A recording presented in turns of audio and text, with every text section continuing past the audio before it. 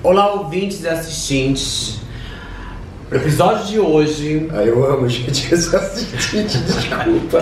Cara, é isso, neologismos, palavras novas no mundo novo, uma nova era.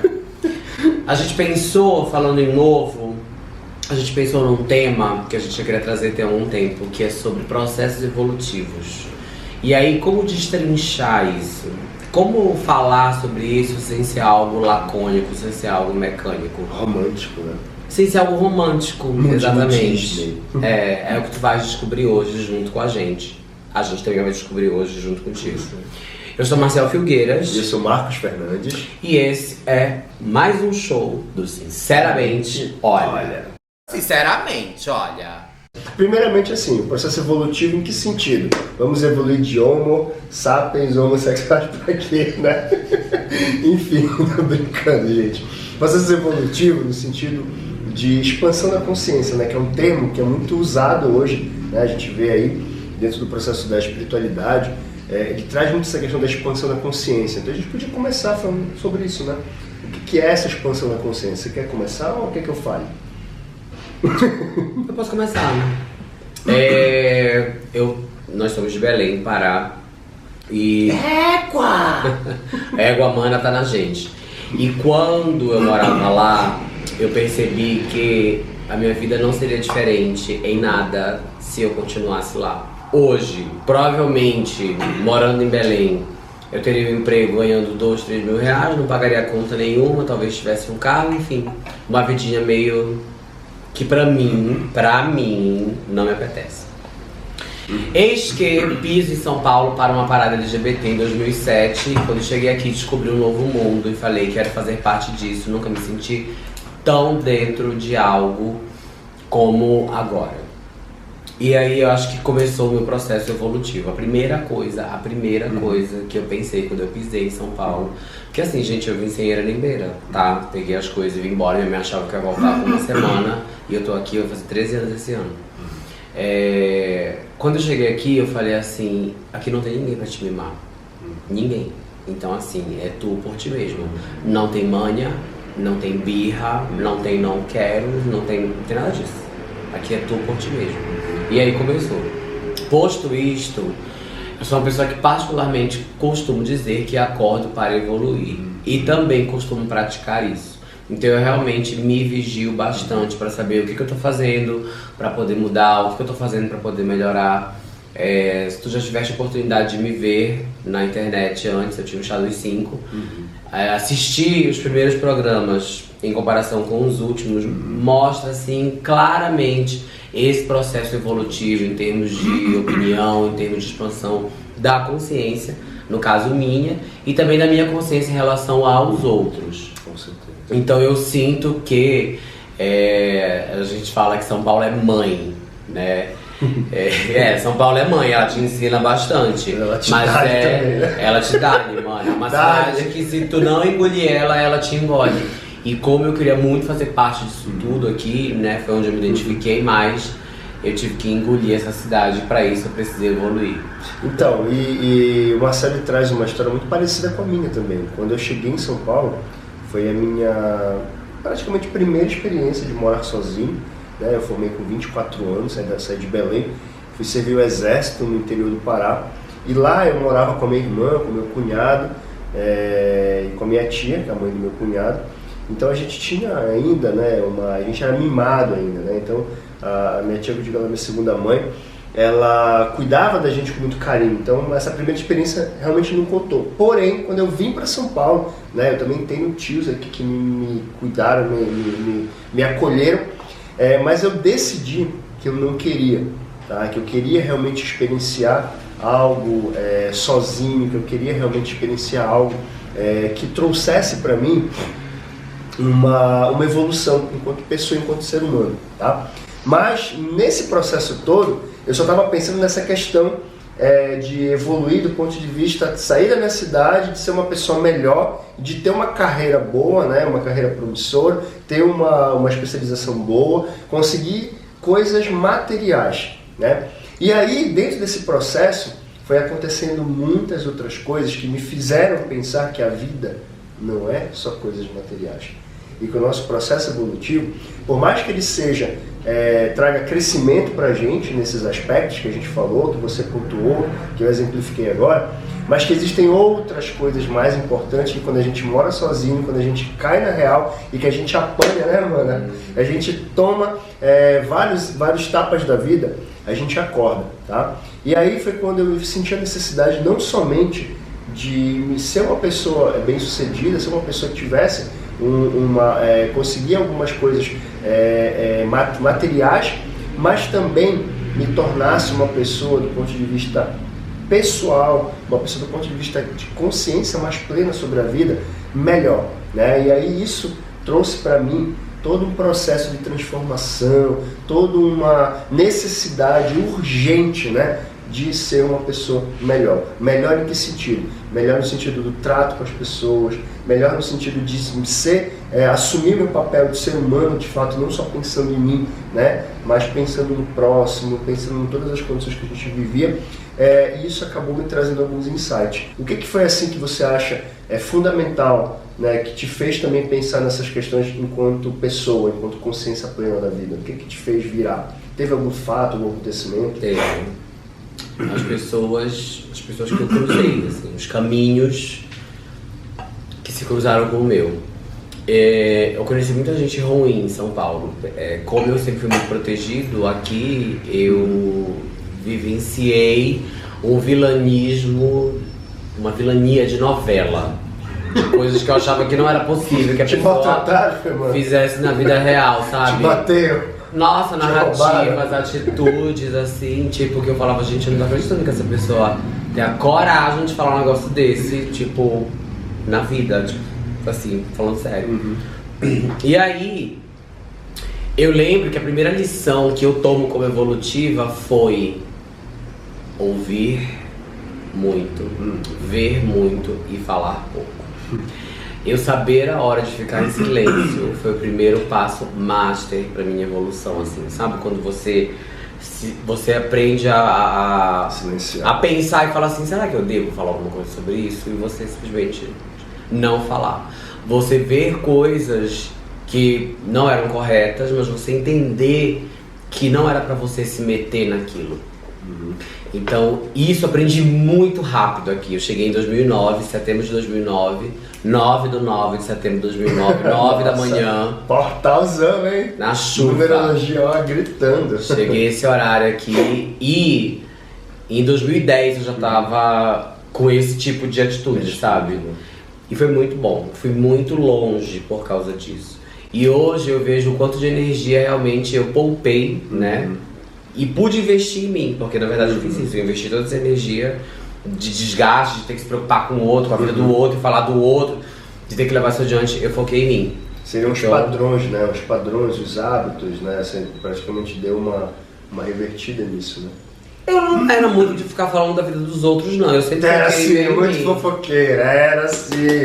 Falava da minha vida a rodo, gente, olha. Uma coisa é, eu não estou no mundo para julgar a vida de ninguém, exceto a tua. A tua eu posso. Então, eu realmente sempre foquei muito em mim, mas isso em São Paulo ficou bem nítido, sabe? E me salvou bastante. Me salvou bastante, entende? Então, pra mim, esse é o primeiro passo. Tu tinha de vergonha, por exemplo, ser paraense? Não, nem um pouco. Não tinha vergonha de nada de mim. Nada. Nunca tive vergonha de mim de nada.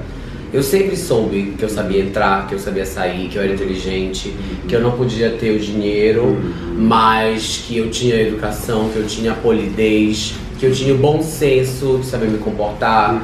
Então eu nunca tive vergonha de ser quem eu era. Eu moro aqui há 13 anos e como tu pode perceber, eu tenho sotaque paraense. Não falo naturalmente como paraense raiz, porque não estou lá todo dia, toda hora. Mas falo égua mana, meus amigos também falam que não são de lá. Então eu tenho muito orgulho de ser quem eu sou. E eu acho que esse é um processo importante também, sabe? Saber o que você é, Gente, assim, foi muito difícil pra mim, porque eu não conhecia nada disso. Então foi muito difícil pra mim saber o que eu queria, né? Tipo, o que eu quero, pra onde eu quero ir, o que eu quero ser, como eu vou fazer. Mas eu sabia muito bem pra onde eu não queria ir. E já era meio caminho andado. E o que contribuiu muito para esse processo foi também ouvir os outros. Realmente ouvir, sabe? Ouvir a experiência de quem já morava aqui. Que eu ouvi essa minha irmã, meu Deus do céu, né, mano? Exato, tipo, era isso, eu tinha que saber. Até então ela só conta que foi ela que me aturou, me aguentou, mas mano, pensei. Ela padeceu. Ela padeceu, não pode nem mentir que ela sofreu igual o paninho da cachorra. Mas tá aqui, firme e forte, entendeu? Seremos pitangas juntos. Tá dando tudo certo. E tu? Então, eu, na verdade, você sabe que quando eu cheguei em São Paulo eu tive um grande impacto, principalmente nessa questão, né, das pessoas que se aproximam de você por interesse mesmo, né, por outras questões relacionadas, enfim, não entrei em muitos detalhes, mas eu aprendi na dor, tá? Aprendi na dor e hoje eu trago para vocês assim uma maior aprendizado que eu tive foi entender que mesmo na dor, eu saí um pouquinho dessa história do vitimismo, né? Eu sofri, né?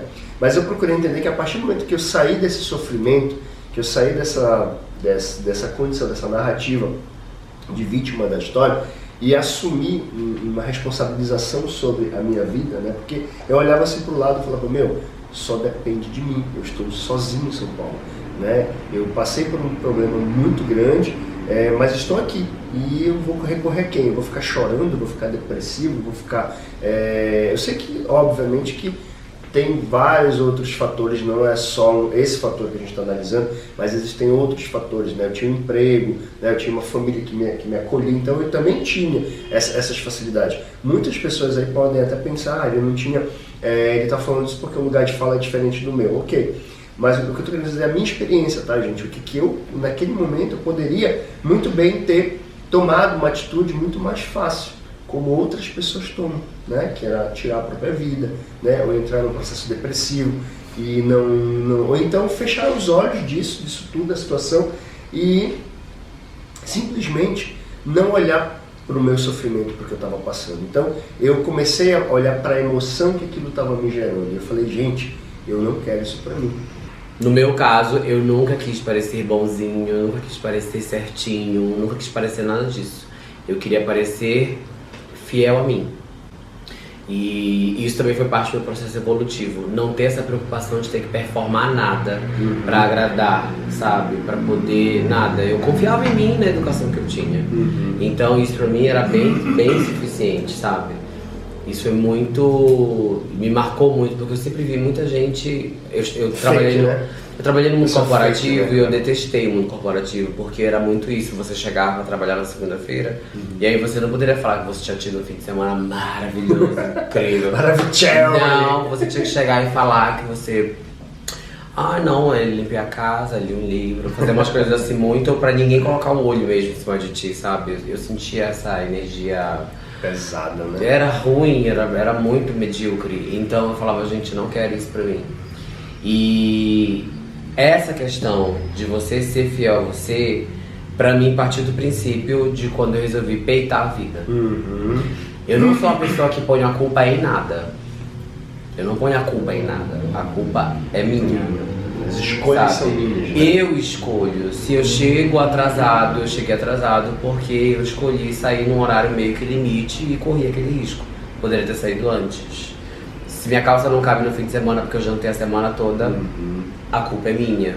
Entende? E agora isso chegou num nível em que eu tenho conseguido alcançar o sentimento de... nossa, tô muito mal porque fulano me fez mal. Tipo, eu tô dando poder a fulano, sabe? Então a culpa é minha por dar esse poder a fulano. O que eu posso fazer pra trabalhar, pra tirar esse poder em cima de mim, pra que eu me sinta dessa forma. Então, essa coisa de se responsabilizar pela própria vida, pra mim é muito importante. E eu vejo que é tão difícil, assim, eu vejo as pessoas, tudo é culpa de tudo. É culpa do signo, é culpa da chuva, é culpa de qualquer coisa menos delas. E lembrando que, acho que só aproveitando isso, lembrando que tem realmente situações que você não tem opções, né? Por exemplo, você nasce numa família em que você tem toda uma estrutura familiar delicada, né? Então você nasce numa situação em que você está em situação de vulnerabilidade social, fome. Sim, né? sim. Isso aí realmente a gente não tem como escolher, né? Isso é impactante pra gente. Exato, que fique claro, não estou generalizando nada, porque toda generalização é burra, tá? Eu estou falando de um contexto aplicado a mim, estou compartilhando a minha experiência e que, pra mim, Marcel Filgueiras, funciona me responsabilizar pelas minhas escolhas. Tem coisas que nos são impostas, tem coisas que nós somos obrigados a cumprir papéis até, mas dentro do que eu posso ter o controle de escolher e ter a consciência de que eu estou escolhendo e que sou responsável por aquela consequência, isso, pra mim, foi um processo que me ajudou a evoluir. É difícil, é doloroso, mas me tirou muito peso e ao mesmo tempo me deu muita energia pra seguir em frente. Entendeu? Essa coisa de... Tem uma frase que eu odeio, desculpa, Zeca Pagodinho, mas eu odeio deixa a vida me levar. Eu não deixo a vida me levar pra lugar nenhum, entendeu? Eu é que levo a vida, porque a vida é minha. Então eu é que levo. E às vezes eu tenho que pegar pelos cabelos mesmo e falar assim, não amor, a gente vai por aqui. A gente não vai esperando a casa. Que dentro do processo de desenvolvimento pessoal, né, coach... eu procurei muito isso, né? Então eu fui ter coach, né? Eu fui ter uma formação de coach, eu fui ter uma formação de programação neurolinguística, né?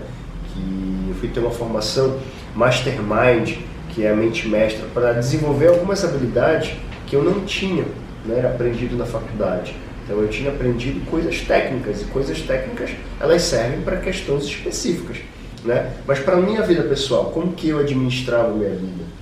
Como que eu administrava o meu tempo, a minha produtividade, né, o meu modo de me relacionar com meus amigos, com minha família, né, meu relacionamento pessoal. E isso tudo a gente vai adquirindo ao longo da vida através das experiências, né, que podem ser através das experiências ruins ou através das experiências necessárias. Né? Então eu posso fazer as escolhas por querer aprender a ser uma pessoa melhor.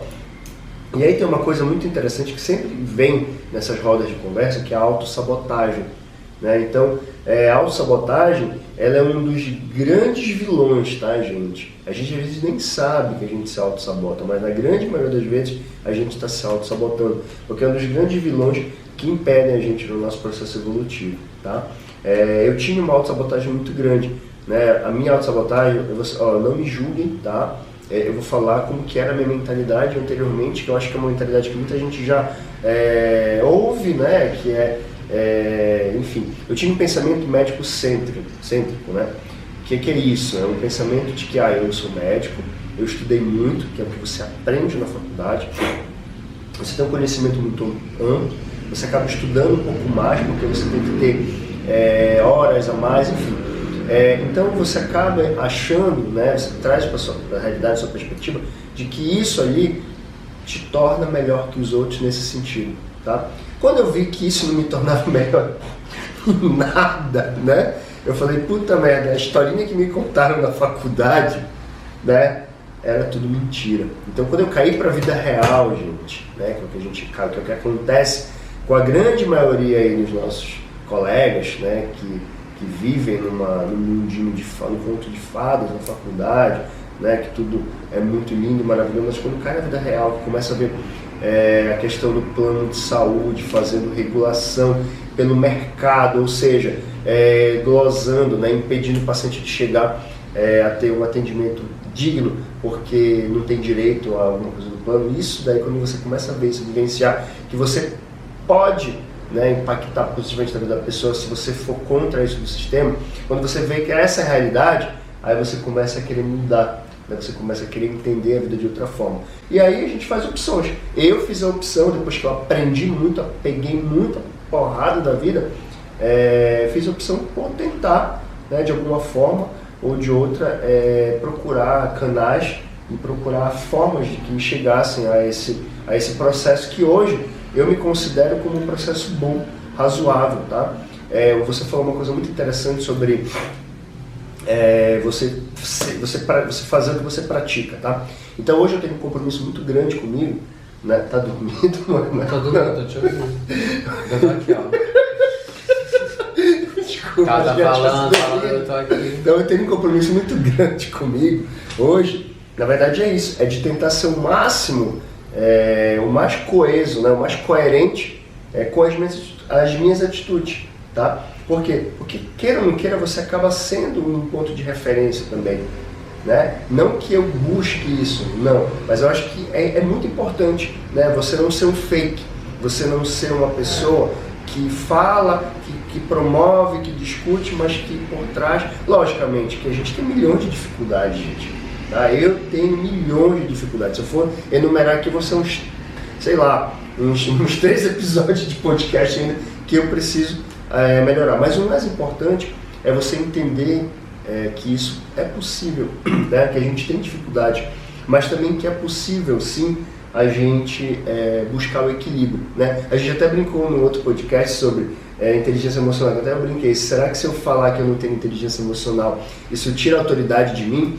É aí que vem essa discussão. Não tira a autoridade de nada, né? Por quê? Porque você está sendo o que você é. Você não tem como transformar, você não tem como mudar a tua essência, mas você tem como moldar as tuas atitudes, gerenciar os teus padrões, né? E eu acho que é isso que é importante, é você não fechar os olhos para os lados ruins que você tem, que nós temos, né? Então eu poderia ter fechado os olhos e foda-se pra vida, não tô nem aí, mas não. Eu entendi que eu tinha lados sombrios e que eu precisava melhorar em alguns aspectos. E hoje eu estou tentando molhar dentro desse processo evolutivo, tá? Interessante, né? A Beatriz está perguntando, como vocês veem o mercado de coach hoje em dia? Olha, responde, mano, você quer responder?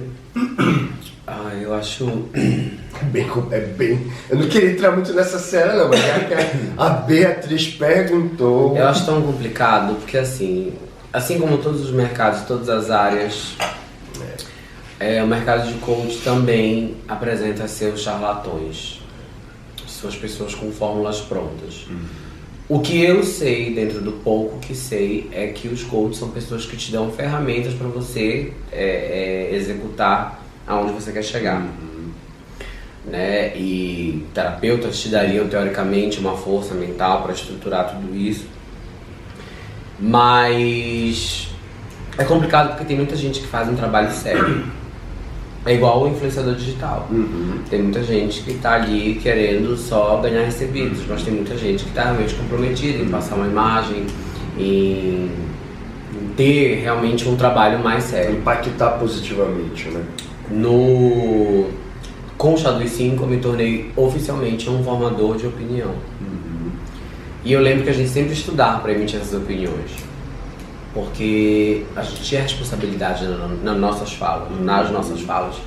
Eu via isso através dos e-mails que eu recebia, através dos comentários, de tudo, porque o que a gente estava falando ali, para mim, visto como um cara que é gay, que não é masculino, que mora em São Paulo, tudo e tal, está na frente de uma câmera falando desse jeito, com essa naturalidade, com essa autoconfiança, isso inspira muita gente que não tem possibilidade de ser quem quer ser.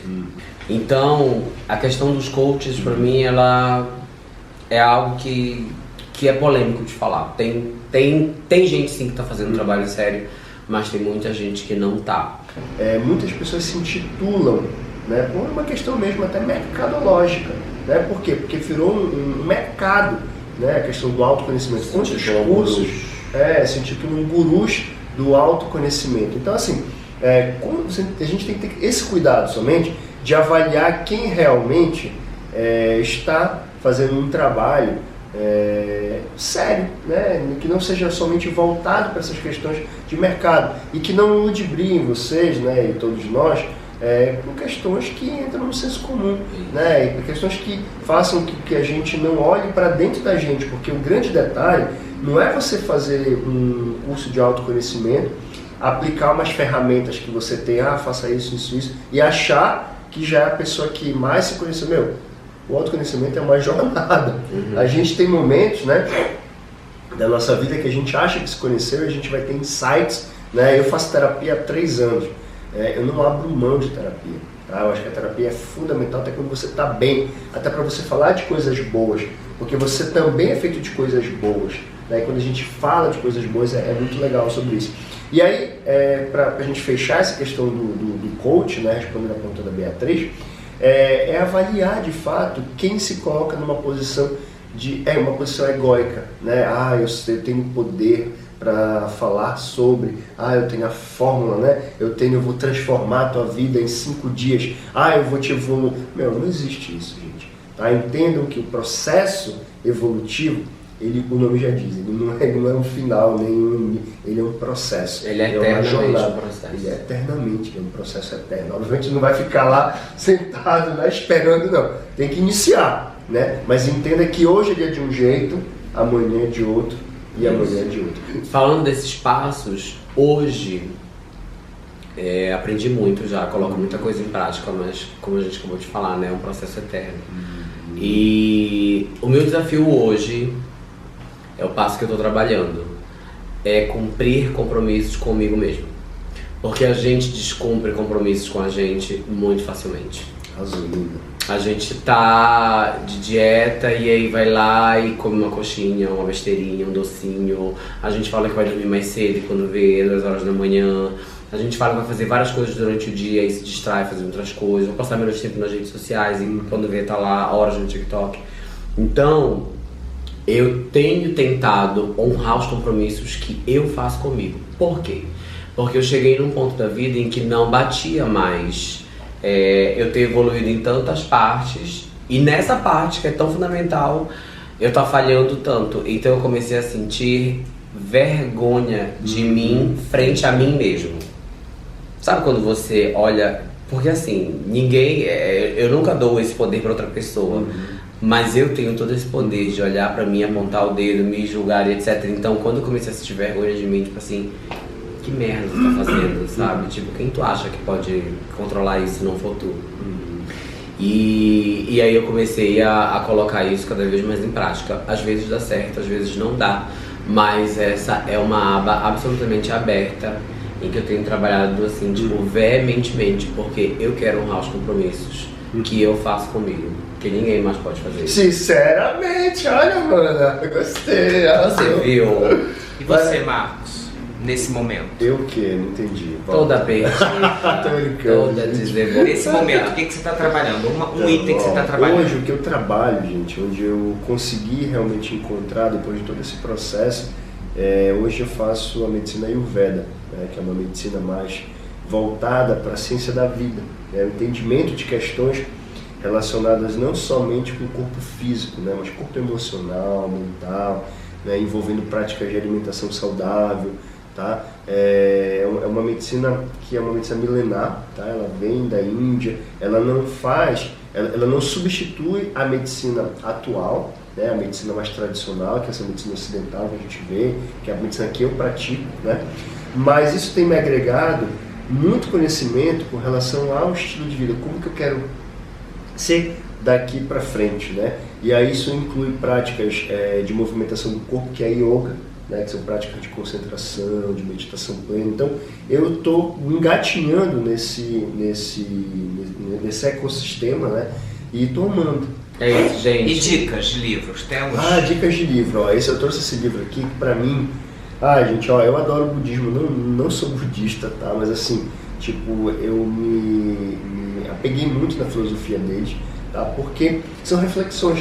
É um convite à autorreflexão. É um convite a você conhecer-se a si mesmo, né? E esse livro, Reflexões Inspiradas na Psicologia do Budismo, é o livro das emoções. Esse livro ele tem muitas provocações para você, tá? Então ele traz para você essa necessidade, né, de você entender a sua vida de uma forma menos romantizada, de uma forma mais racionalizada também, tá bom? Então fica a dica aí para vocês.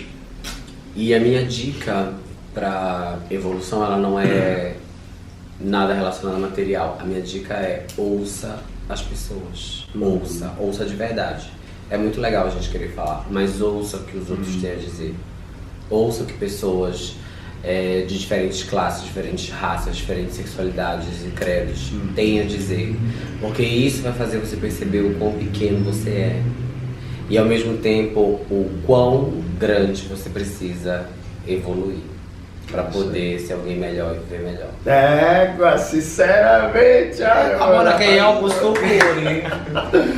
Gente, um beijo, até o próximo programa. E aí, mana? Eu adoro conversar. E aí, mana? Ela tá super evoluída. Hoje eu tô pouco evoluída hoje. Tá pouco evoluída, né? Mas não tem problema não, a gente te leva pra caminhos, lugares, né? Nunca ora pensados, imaginados, né?